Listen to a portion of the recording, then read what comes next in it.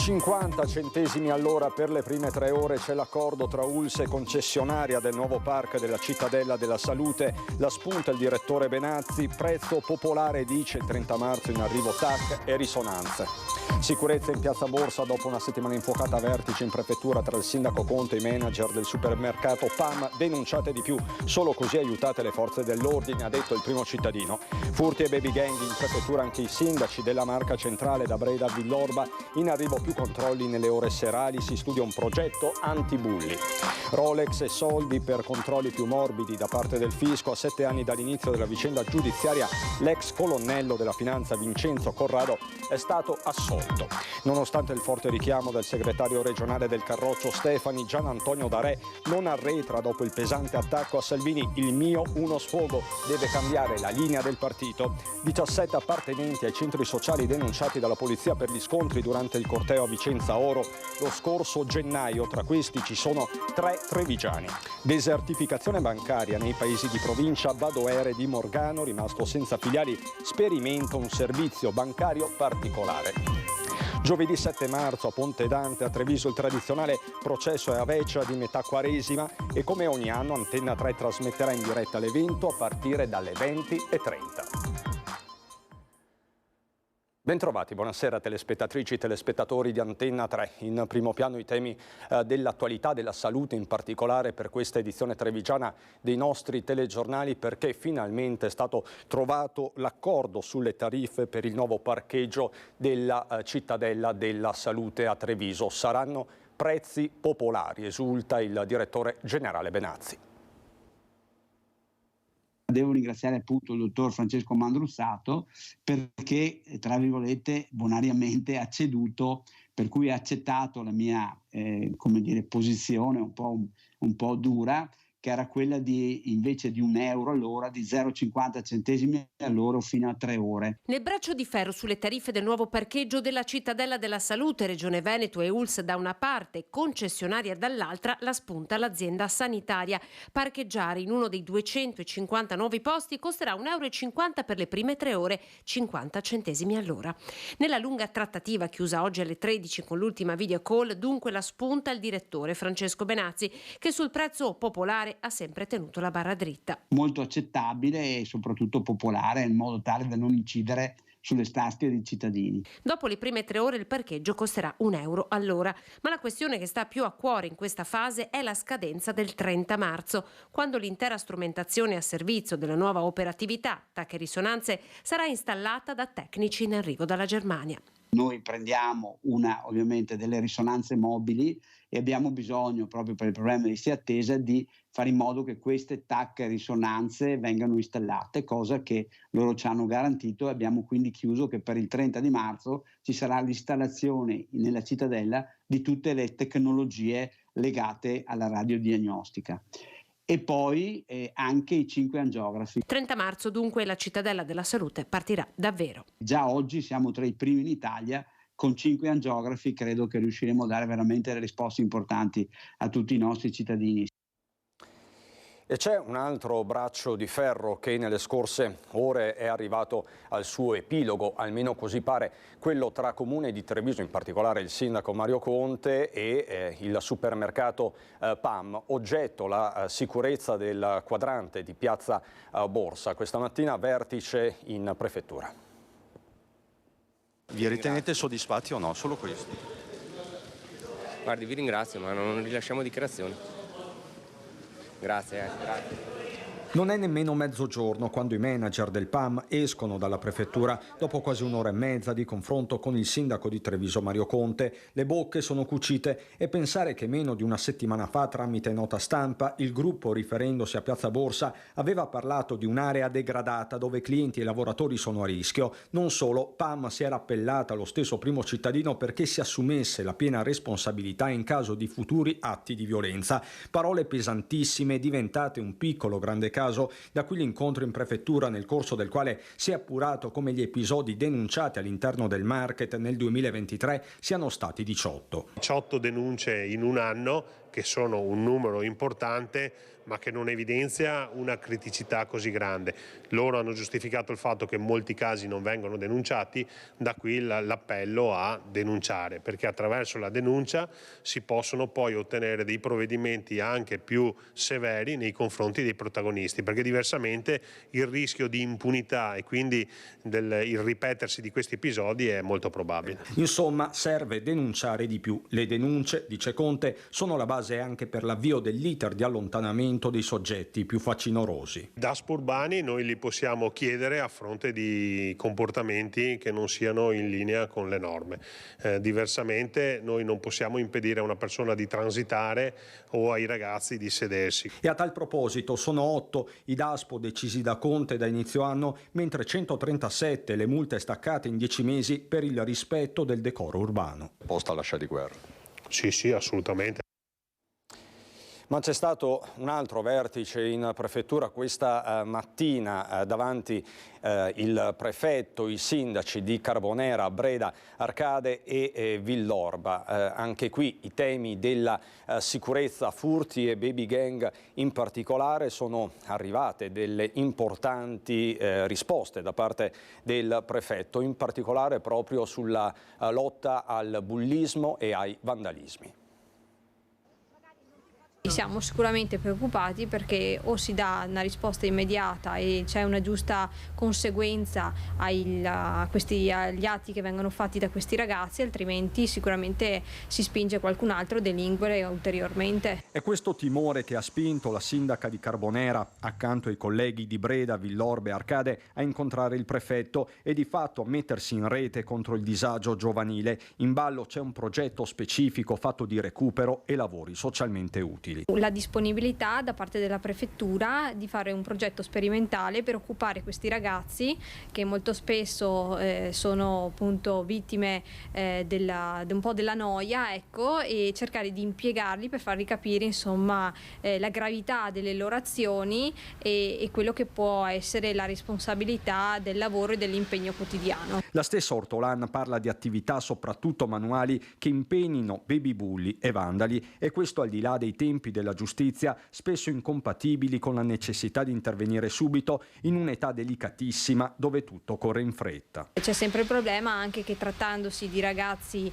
molte volte minorenni si ha un po' la difficoltà, la lentezza appunto ad arrivare a una pena conseguente a questi atti, e quindi con questo progetto si intende dare immediata risposta appunto impiegando i ragazzi a fare qualcosa di proficuo durante la giornata. Solo a Carbonera nelle ultime settimane si sono registrati episodi di danneggiamento anche pesante, in particolare a Mignagola, dal cimitero all'illuminazione pubblica, e c'è poi l'altro fronte, l'allerta per i furti. L'immagine più evocativa, quel muro di una casa sfondato dai ladri a Breda poco dopo metà febbraio, uno stillicidio per il quale già c'è un impegno preciso. Abbiamo chiesto appunto che vengano intensificati i controlli, soprattutto in determinate fasce orarie. Abbiamo appunto avuto la massima disponibilità da parte della prefettura e degli altri rappresentanti delle forze dell'ordine di intensificare i controlli sul territorio, mirati appunto a prevenire questi fatti. Uomini e mezzi supporteranno l'azione del comando di polizia intercomunale Postumia Romana. Arcade, Carbonera, Breda e Villorba complessivamente contano più di 40.000 abitanti. La cronaca incidente sul lavoro nel pomeriggio alle 17:30 circa in uno stabilimento di via Comune a Codogné. Erano circa le 17:30 per l'appunto quando un uomo si è ferito al collo per cause e con modalità in corso di accertamento. Subito sono stati chiamati i soccorsi, a Codogné si sono portati i sanitari del SUEM anche con l'elicottero. L'uomo, una volta stabilizzato, è stato portato al Cafoncello ma non è in pericolo di vita. Procede lo Spisal dell'ULSS 2 Marca Trevigiana, sul posto anche i carabinieri della compagnia di Conegliano. La cronaca giudiziaria, Rolex e soldi per controlli più morbidi da parte del fisco. A 7 anni dall'inizio della vicenda giudiziaria, una vicenda giudiziaria che ha fatto anche molto clamore, l'ex colonnello della finanza Vincenzo Corrado è stato assolto. Oggi c'è stata la sentenza di assoluzione completa per quanto riguarda tutti i reati di collusione militare, interferenze illecite e corruzione, c'era già stata l'assoluzione, quindi siamo molto soddisfatti. Vincenzo Corrado è innocente. Finisce così con la soluzione per insussistenza del fatto la vicenda giudiziaria che ha interessato l'ex colonnello del comando regionale della Guardia di Finanza a 7 anni dall'inizio delle indagini. Per l'accusa il caso aveva permesso di portare alla luce un sistema di favori quali l'assunzione di amici, passaggio di denaro e regali, soprattutto Rolex, per rallentare i controlli del fisco. L'inchiesta aveva coinvolto circa una decina di persone, tra cui anche una nota commercialista trevigiana, Tiziana Mesirca, che aveva patteggiato a 1 anno e 6 mesi. Un anno fa la Corte di Cassazione aveva annullato con rinvio in appello la sentenza confermata in secondo grado emessa dal Tribunale di Venezia che aveva condannato l'ex colonnello delle Fiamme Gialle e un funzionario dell'Agenzia delle Entrate rispettivamente a 4 anni per traffico di influenze illecite e collusione militare e a 8 mesi per accesso abusivo del sistema informatico. Annullamento arrivato per insussistenza del fatto e che ha portato alla completa assoluzione di fronte ai giudici lagunari. La sentenza permetterà dunque anche alla commercialista trevigiana e a tutti gli altri coimputati di chiedere l'annullamento delle condanne. C'è un aspetto collaterale importante, cioè tutti gli altri imputati che avevano in diversi momenti patteggiato la pena, chi in primo grado, chi in secondo grado, hanno la possibilità di chiedere la revisione della sentenza proprio perché la formula, perché il fatto non sussiste, cioè l'inesistenza del reato, può estendersi anche a coloro i quali avevano scelto altre strade processuali patteggiando. 19, 21 e 26 anni, in 3 sono stati trovati alla guida la scorsa notte ubriachi. La compagnia dei carabinieri di Treviso ha organizzato uno specifico dispositivo di controllo sulle strade. Alla guida completamente ubriaco, un 26enne trevigiano in via Peschiere a Casale sul Sile è stato fermato dai carabinieri la scorsa notte. Aveva un tasso alcolemico di 2,4 grammi per litro. A fermarlo una delle pattuglie dei militari dell'Arma della compagnia di Treviso, dislocate sul territorio provinciale nell'ambito di uno specifico servizio di prevenzione. Breda di Piave, Carbonera, Roncade, Casale sul Sile e San Biagio di Callalta, i comuni attenzionati. La stessa sera sono stati fermati anche un 19enne in via Giovanni XXIII a Monastier. Aveva un tasso alcolemico pari a 1,70 e un 21enne a San Biagio di Callalta in via Postumia Ovest con un tasso di 1 grammo per litro. Per tutti patente ritirata. Al 26enne l'auto è stata sequestrata. A Roncade invece un 34enne guidava senza patente. Gli era stata revocata addirittura nel 2014 dalla prefettura di Padova, eppure continuava a spostarsi in auto indisturbato. I carabinieri lo hanno fermato.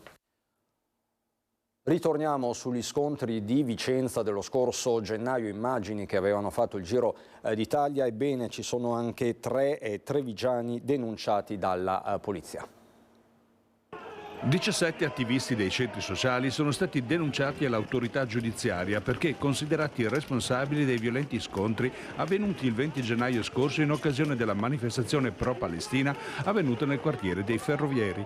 È quanto è emerso al termine della prima fase dell'indagine della Questura di Vicenza in collaborazione con i colleghi di altre città. Infatti solo 12 dimostranti sono residenti a Vicenza, 3 invece di Treviso, 1 di Venezia e un altro di Bologna. Tutti sono noti appartenenti ai centri sociali delle stesse città con numerosi precedenti penali di polizia per reati analoghi commessi in occasione di altre manifestazioni in Veneto e in altre regioni.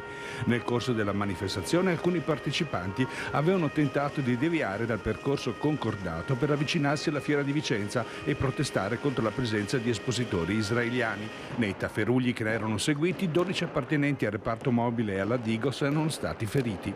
L'attività di indagine della Polizia di Stato continua con l'esame di ulteriori filmati ed immagini. Non è escluso che il numero dei denunciati possa salire nel corso delle prossime settimane.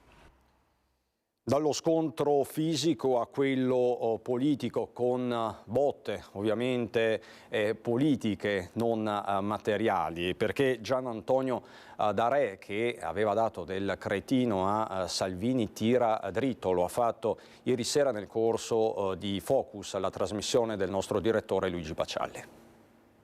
Lei gli ha dato del cretino a Salvini, ha detto: se non se ne va via con le sue gambe andiamo noi a cacciarlo in via Bellerio. Non teme provvedimenti drastici nei suoi confronti? È stato chiaramente uno sfogo perché effettivamente sulla politica europea ci sono state delle lacune che sono state importantissime. Altro che scuse. Al telefono con il direttore Luigi Baccialli in diretta su Focus, Gian Antonio D'Arè non fa nessuna marcia indietro. Quel cretino rivolto a Salvini e riportato dalle cronache nazionali lo ha detto per davvero e senza rimpianti, soprattutto a fronte di alcuni sondaggi shock che darebbero la Lega alle europee poco sopra il 5%. L'ex segretario nazionale tira dritto, al leader nessuno sconto. Rimproveriamo il fatto che non si confronta con la base o comunque con le persone che magari hanno un ruolo anche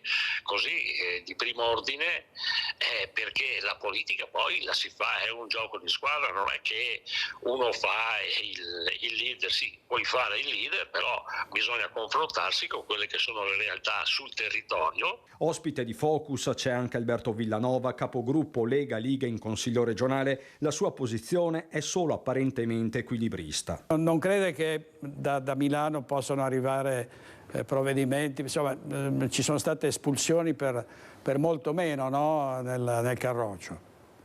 No, non voglio pensare che ci siano provvedimenti, insomma Tony D'Arè fa parte della storia della Liga Veneta, ha ricoperto ruoli importantissimi anche in periodi storici molto difficili. Questo non è il momento non credo sia il momento di provvedimenti disciplinari, ma credo sia il momento di ritornare, come dicevo prima, a concentrarsi su quelli che sono i problemi dei veneti.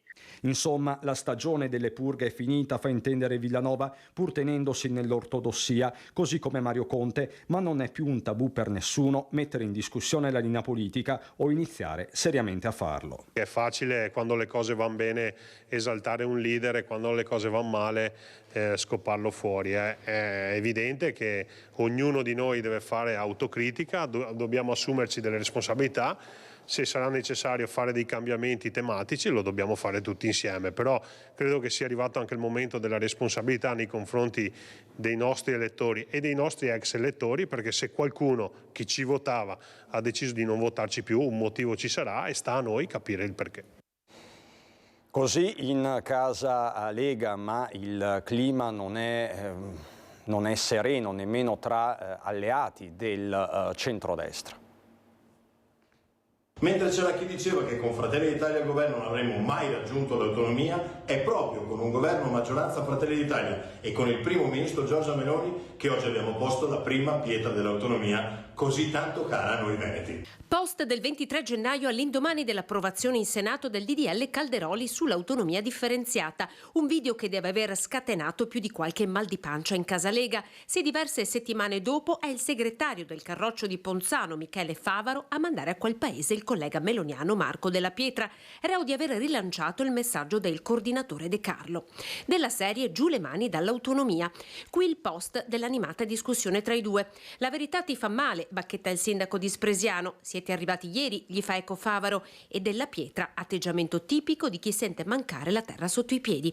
Insomma, verrebbe da dire fratelli coltelli. Della Pietra parla di mal di pancia in casa Lega. Io credo che sia solamente un po' di nervosismo intrinseco a quelle che sono le vicende all'interno loro. Io solitamente non parlo degli altri partiti, per cui presumo che ci sia solamente un po' di mal di pancia. Interpellato, Michele Favaro sceglie di non rilasciare interviste, congedandoci con un "non ho nulla da dire", ma è evidente che c'è chi cerca visibilità e basta. E rispetto a chi vi dice che fate così solo per prendere più voti? Assolutamente no, mercificare i voti in questa maniera mi ricorda una politica che di certo non ci appartiene. Ricordo invece magari a chi lo dice che la loro compagine è stata al governo con entità che proprio non si confacevano a loro. Il fatto che con Fratelli d'Italia ci sia stata un'accelerata e si sia effettivamente già portata in Senato l'autonomia credo che sia innegabile, è un dato oggettivo quello che stiamo dicendo noi. A rendere ulteriormente teso, pesante il clima politico anche la proposta del Ministro all'Istruzione Valditara, quella di creare delle classi differenziali di accompagnamento separate per studenti stranieri con deficit linguistico. Non si risponde con la ghettizzazione, si risponde con l'integrazione. Semmai aumentando il ruolo dei mediatori all'interno delle scuole. Separare gli alunni italiani da quelli stranieri che non padroneggiano la lingua italiana, creando così classi di accompagnamento in cui restare finché i livelli standard non si siano raggiunti. La proposta arriva da Roma con l'emendamento del ministro all'istruzione e in Veneto trova subito fronti contrapposti ad accoglierla. Mi pare che divida il mondo della scuola, divida gli studenti, divida soprattutto ragazzi che vengono da condizioni diverse o da paesi diversi. Non sapendo neanche parlare l'italiano, non diciamo scriverlo ma neanche parlarlo, lì sì ho visto in queste classi con tutti dentro ho visto fenomeni di esclusione, non sinceramente sicuramente nelle scuole, nelle classi ponte a cui pensa il ministro Valditara. Così Riccardo Barbisan, vice segretario della Lega, un passato da docente. Il tema divide anche l'opinione pubblica. Assolutamente contrario alla divisione, separazione di classi. Perché? Perché aiuta a maturare tutti. Certamente bisogna fare prima un corso di lingua italiana, visto che vengono su un paese non loro, e adeguarsi alle esigenze del governo, le regole. Per me è sbagliato, va bene tutti avanti assieme, così impara uno e anche l'altro la lingua. Non sono d'accordo perché se dobbiamo aprirsi con tutti, questo vuol dire allontanare sempre di più l'integrazione. Che ci vorrebbe soprattutto una insegnante in supporto per aiutare questi ragazzi a inserirsi. Quindi se ne mettiamo in un'altra classe non si inseriranno mai. È molto complesso, sì, molto complesso. Lei non se la sente di rispondere su due piedi? No, su due piedi no, vorrei informarmi di più. Sui banchi di scuola oppure in cattedra o nell'assistenza agli stranieri, ecco la voce di chi parla con l'esperienza. Come ex insegnante dico che è super sbagliato. Punto. Bisogna aiutarlo a superare queste difficoltà. Fare magari delle piccole classi con dei professori magari che aiutano l'apprendimento in modo più specifico per dare spazio a delle lacune, trovo sia anche giusto. Direi classi supplementari, perché magari anche un alunno straniero in un ambiente dove ci sono più, diciamo, madrelingua italiani potrebbe sentirsi un pesce fuor d'acqua, diciamo così. Mia moglie, per esempio, che è in pensione da 3 anni, svolge un servizio per la Caritas dopo scuola proprio per bambini extracomunitari. Effettivamente non hanno genitori che parlano italiano, sono loro magari a fare da interpreti poi. E il livello è veramente molto basso, cioè lei quando torna a casa è demoralizzata perché per quanta buona volontà ci metta effettivamente sono difficoltà enormi. Insomma, il dibattito è assolutamente aperto. Noi adesso parliamo di desertificazione bancaria, fenomeno che riguarda soprattutto i paesi della provincia, e vi raccontiamo di un servizio particolarmente innovativo che ha preso il via a Badoere di Morgano. Tutto nasce da una necessità dovuta alla desertificazione degli sportelli bancari e degli istituti di credito. Il nostro comune è stato colpito a giugno dell'anno scorso proprio dalla chiusura dell'ultimo sportello rimasto in paese. Sono stati i cittadini di Badoere di Morgano a lanciare il grido di allarme dopo la chiusura dell'ultimo sportello del paese. Per poter effettuare anche solo un normale prelievo da una cassa, i residenti si sono visti costretti infatti a raggiungere in auto i comuni vicini. È da qui che l'amministrazione si è attivata per intercettare un istituto di credito che sopperisse ai bisogni dei suoi 4.500 abitanti. È grazie alla sinergia tra pubblico e privato che verrà attivato un servizio bancario innovativo all'interno della scuola elementare. Negli ambienti messi a disposizione dal comune di Morgano ci sarà un ATM Bancomat evoluto, l'ultima generazione dal punto di vista della tecnologia, dove si possono effettuare tutte le operazioni bancarie, dal prelevamento al versamento alla ricarica telefonica, al bonifico, al saldo, ai movimenti movimenti, e a fianco c'è la possibilità di prenotare degli appuntamenti con dei consulenti specializzati. Non è una filiale in senso tecnico, è un ufficio di consulenza. All'interno di questo ufficio ci saranno, lo chiamano bancomat evoluto, vuol dire che si possono fare tutte le operazioni tecniche di versamento, assegni, prelevamento, eccetera. Sarà H24, quindi a disposizione anche durante i weekend. Un servizio di assistenza che partirà indicativamente entro l'estate e che prenderà forma nel tempo seguendo le esigenze dei cittadini del comune di Morgano. È la prima volta di un progetto simile in Veneto. Chiamiamolo pure progetto sperimentale. Sperimentale non perché dobbiamo inventare chissà cosa o l'acqua calda, ma perché dobbiamo cucirlo attorno alle necessità del territorio. Questo significa avere un progetto sostenibile e avere un progetto efficiente, perché il mondo sta cambiando molto velocemente e noi cercheremo di adeguarci. Dobbiamo parlarvi ancora del meteo, ci sono aggiornamenti importanti del processo Aveccia, del battimarzo, e poi dobbiamo anche andare a Belluno per una delle notizie del giorno, le minacce di morte recapitate al sindaco di Cortina Lorenzi. Tutto questo subito dopo la pubblicità, fra poco.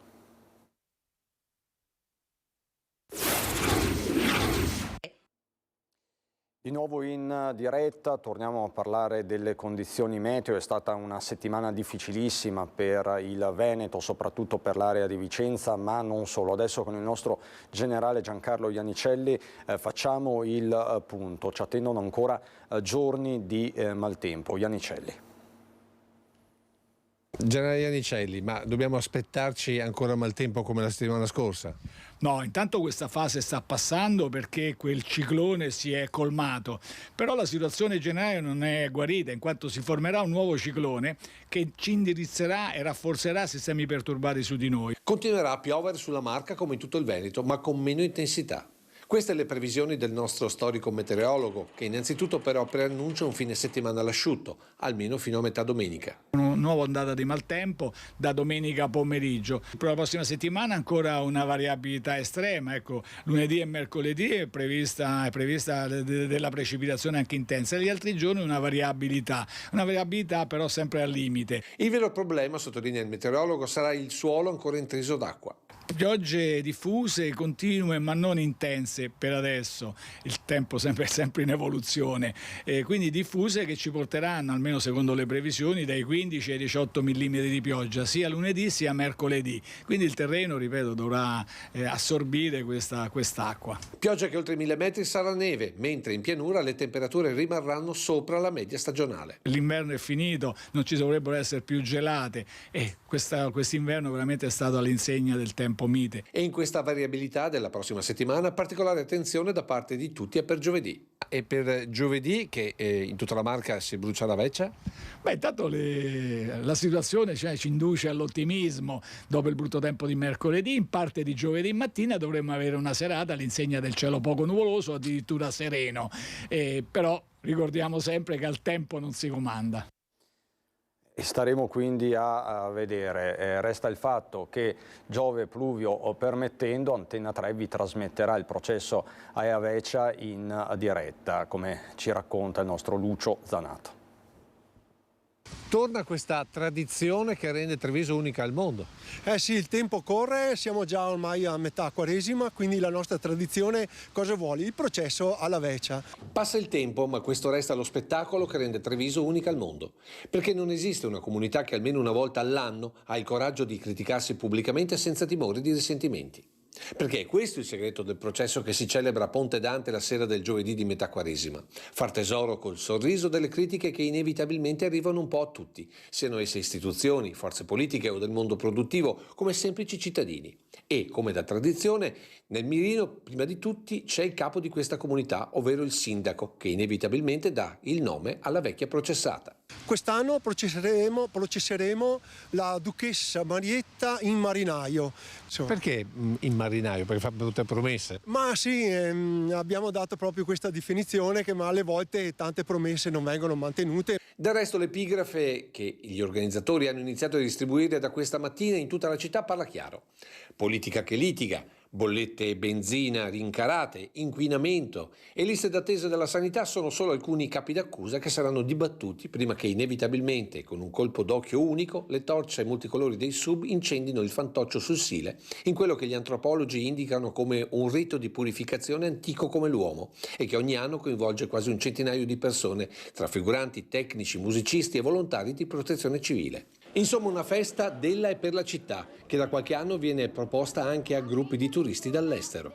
Per ultimo l'appuntamento, giovedì 7 marzo alle 20:30 presso il Ponte Dante e chi che non può venire, che c'è sempre a diretta alle 8:30 su Antena 3. Lo ha detto chiaramente. E noi adesso con Lucio Zanato da Treviso ci spostiamo a Resana, dove ieri sera si è rinnovata la tradizione del Battimarso. Si rinnova anche quest'anno a Resana e il Battimarso, come sempre, si dedica a svegliare la primavera che sta arrivando e a scacciare gli spiriti cattivi dell'anno passato, che il Ghinè che basta. Una vera e propria cerimonia, quella del Battimarso per i Veneti, che anticipava il Capodanno della Serenissima, che cadeva il 1° di marzo. In realtà tutto risale ai Romani che, dedicando il primo mese al dio della guerra, ovvero a Marte, facevano partire l'anno con il risveglio della natura e l'arrivo della primavera. E il significato del Battimarso è proprio questo: con ogni oggetto fare rumore per risvegliare i campi, essenziali per la sopravvivenza.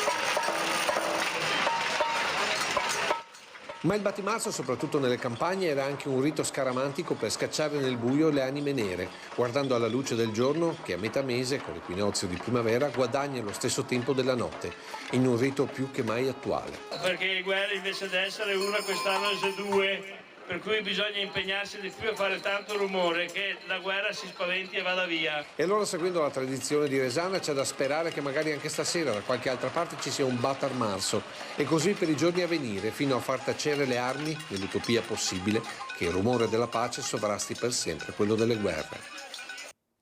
Andiamo a Belluno.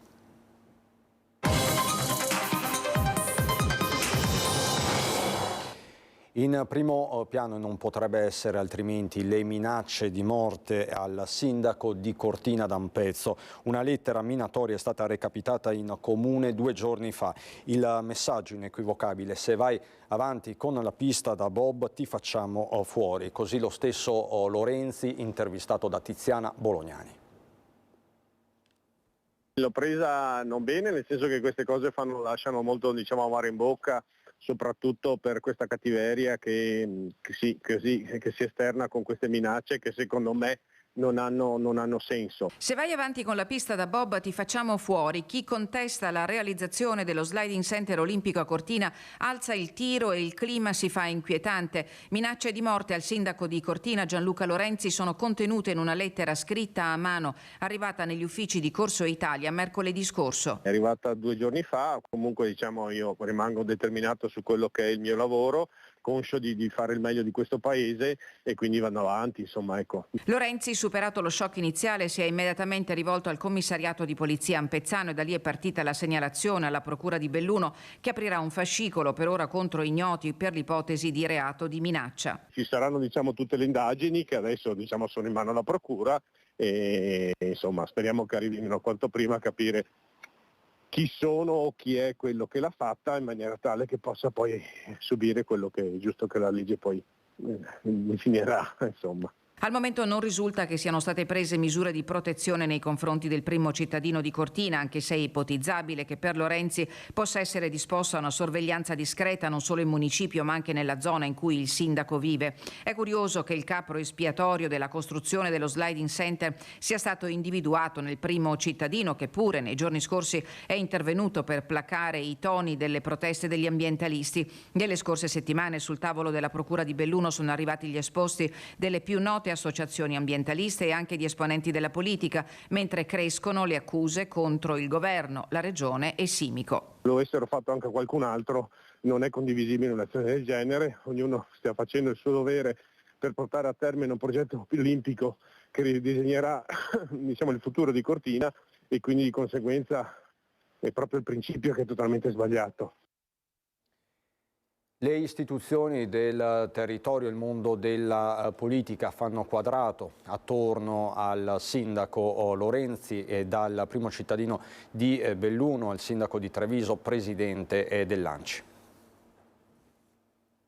Questa non è democrazia, che tutti i progetti possono essere condivisi o contestati, ma senza mai uscire dall'ambito democratico e del rispetto. Ferma condanna per il gesto intimidatorio e unanime solidarietà al sindaco di Cortina d'Ampezzo dai massimi rappresentanti delle istituzioni regionali e provinciali, oltre che del mondo economico e produttivo bellunese. Un fatto inaccettabile per il presidente della regione che assieme alle istituzioni regionali esprime vicinanza e solidarietà al sindaco Gianluca Lorenzi. Con la vita delle persone non si scherza, il dissenso non deve mai arrivare alla violenza.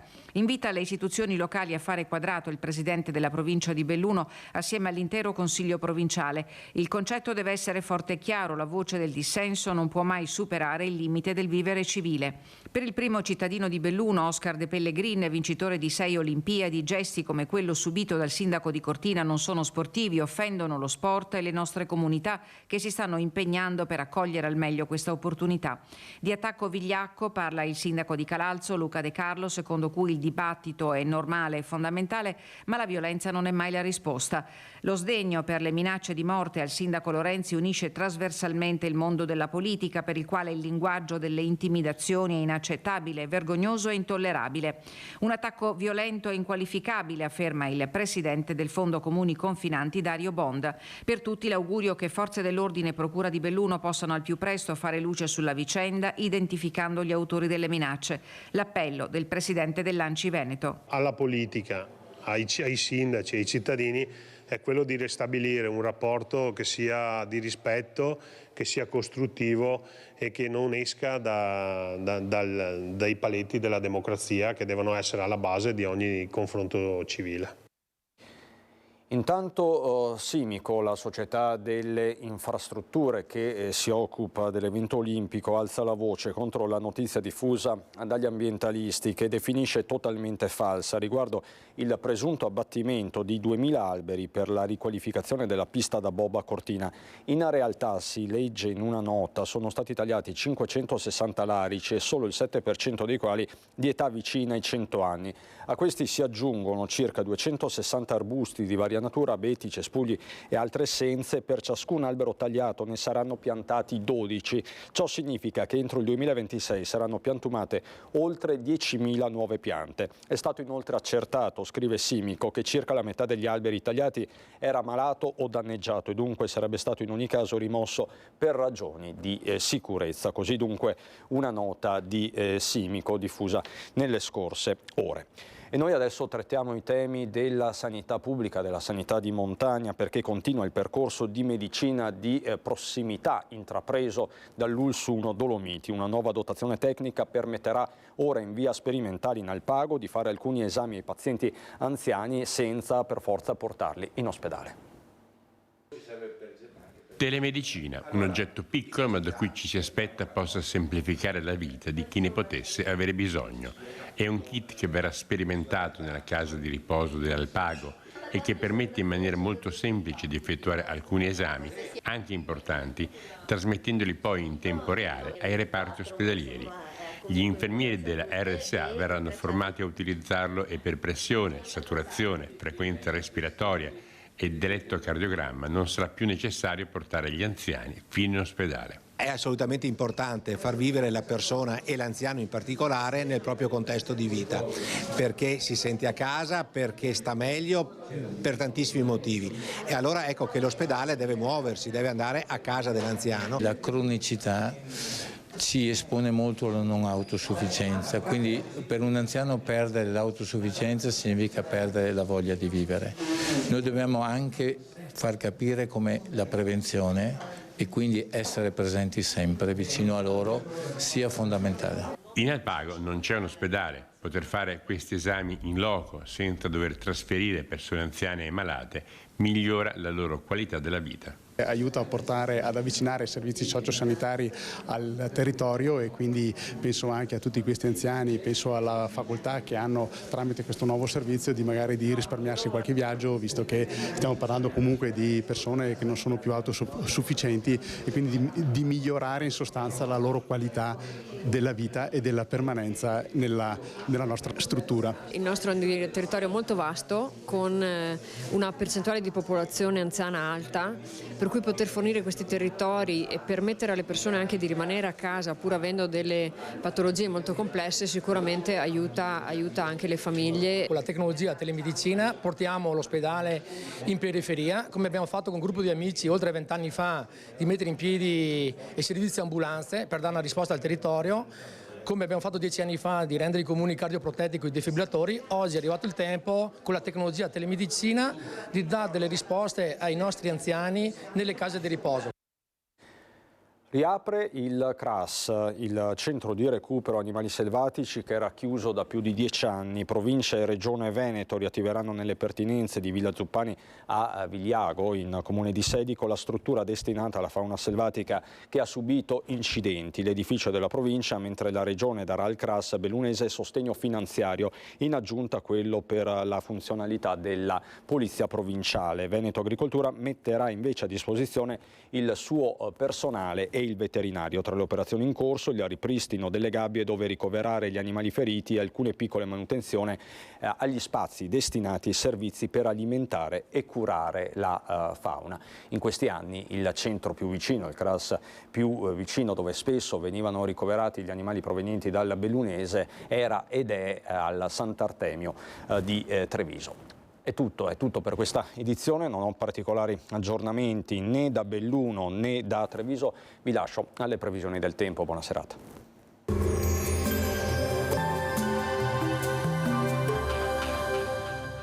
Entra nel mondo Lolato. Da oltre 40 anni un team di professionisti per migliorare la qualità della tua vita. Centro del piede con servizi di podologia, laboratorio per la produzione di plantari e calzature su misura. Bentrovati al meteo. Primo weekend di marzo caratterizzato dal maltempo, un'intensa perturbazione continua a interessare il nostro territorio. Vediamo il dettaglio di sabato. Sul Veneto situazione piuttosto instabile, cielo molto nuvoloso con precipitazioni intermittenti alternate a locali schiarite in giornata. Limite delle nevicate a circa 1300-1600 metri o localmente un po' più in basso. Temperature stazionarie minime tra 5 e 7 gradi, massime tra 10 e 13 gradi. Ci spostiamo ora sul Friuli Venezia Giulia. Anche qui il cielo sarà coperto, saranno probabili piogge sparse da deboli a moderate, ma saranno possibili anche dei momenti maggiormente asciutti. Quota neve oltre i 1200-1600 metri. Temperature minime sui 7-9 gradi, massime intorno agli 11-12 gradi. Infine diamo uno sguardo al Trentino Alto Adige. Poche novità, saranno possibili deboli precipitazioni sparse, nevose oltre i 1500 metri. Temperature minime sugli 8 gradi, massime sui 14. Dal meteo è tutto, vi auguro un buon proseguimento in nostra compagnia.